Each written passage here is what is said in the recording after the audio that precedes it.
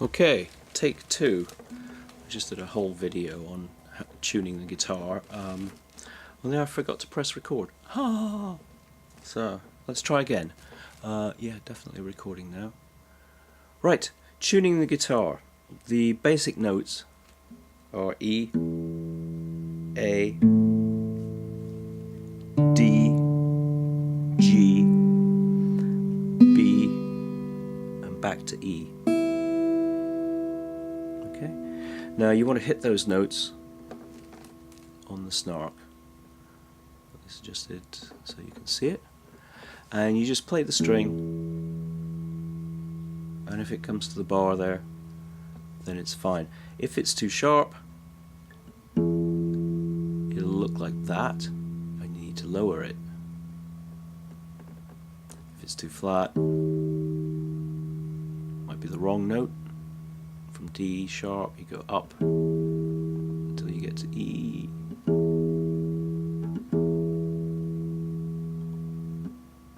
Now, sometimes you get it flashes sharp when you first strike the note. So go by the note once it's settled down. Okay. There we go.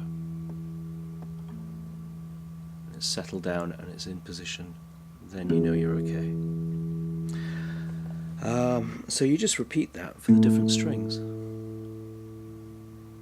That's a bit sharp. So now, if a note is a bit sharp and you loosen it, you sometimes see it doesn't change. And that's because the nut here is slightly gripping the string. What you need to do then is stretch the string a bit, or tune well down past the note and tune up to it. Generally, you get less problems if you tune up to a note rather than down to it. When you tune down to a note, it's much easier for the guitar to retain some slack in either the string here by gripping the nut, or you get some slack in the winding because the string's going round that post several times. Especially these strings, the high strings here, they go around many times. The friction of the string against itself can hold some slack. It might not slip. It might not release as you lower the note. So it's better to tune up to a note rather than down to a note. If you have to tune down, then make sure that you stretch the note, okay, to get the right sound, to get all that slack out of there and get an honest result. Otherwise, you can be in the middle of playing something and that slack comes out suddenly, and then you find that everything is out, or that particular string is out relative to the others. Okay, so there's some points for tuning. Try and tune up. You know what the notes are: E, A, D, G, B, E again. Let's have a little bit on tuning with a capo.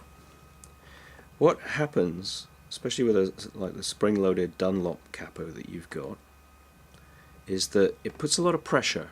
The spring puts a lot of pressure on the strings when you clamp it on. And I'm going to simulate that by tightening this up right up. What happens then is that it really distorts the string, puts a lot of stretch into it, and then you find that things go sharp when you put the capo on. You'd think the capo, if here's an E and here's a G, see those two are relatively in tune. You'd think if you put the capo on here, you'd get a G.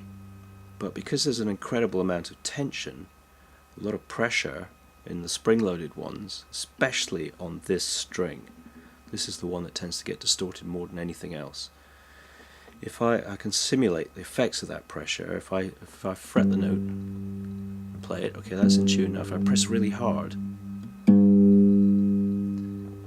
I actually knock the note out of tune. So playing too hard, pressing too hard on here, stretches the string more than is necessary to get a good contact with the fret and to sound the right note. Okay, too much pressure, it goes sharp. So if you're really squeezing, you can knock the whole thing out of tune. Okay, so you want to play gently. You want enough pressure that you get a good contact with the fret, but not so much that you stretch the string like so. So once you put your capo on, if it's too tight, well, you stick your capo on and then check your tuning again. Okay? And as I said, with those Dunlop ones with a spring capo, you can get too much pressure quite easily on this string because the spring's at the hinge here and it really clamps really hard, puts the whole thing out. This is a shub capo. The nice thing about this one is it's got a soft material here for pressing the strings, but with this screw here you can adjust the tension. So when you put it on, you can have just enough tension to get a proper fretting at this point here, but not so much tension that you knock the note out of tune. See, that's not enough pressure because it's buzzing. Turn the screw a little bit, and there we go. It's not buzzing anymore. Okay, any other points? Just remember, try and tune up to a note. If you're making a little adjustment and it hasn't been tuned for a bit, then give it a good wiggle to loosen up the string and the groove, get all the slack out, and when you put a capo on, check your tuning again. Oh yeah, one more point. Right, if you start tuning from the top, from the bass strings, you get this guy in tune, and then maybe you tighten up the next guy, and the next one, and you've tightened up some strings along the way. And because this neck is made out of wood, what happens is that as the string tension increases, it actually bends the neck. And by the time you've got that one in tune, you find that the top one has gone out, because as the neck's gone forward, this string has gone slack. So you'll find that it's gone flat, the note there has gone flat. Or if you find that you've had to loosen up strings, which can happen when the temperature plummets and strings get tighter, everything's sharp, you have to loosen up strings then, you might find that this guy's sharp because the whole neck is bent back. So it's an iterative process. Go down, tune strings, then check from the top again, and if the thing is well out of tune, you might have to do that several times. When you change strings and you tune, the strings have got a lot of stretch in them, so you put the new string on and you get it in tune. If you just go like that and then play it again, you'll find that it's gone out of tune. So when you change the strings, you have to stretch them several times. You have to do quite a few iterations of the tuning process, and then you go away for an hour or two and you find they've stretched again. So you'll have to retune it.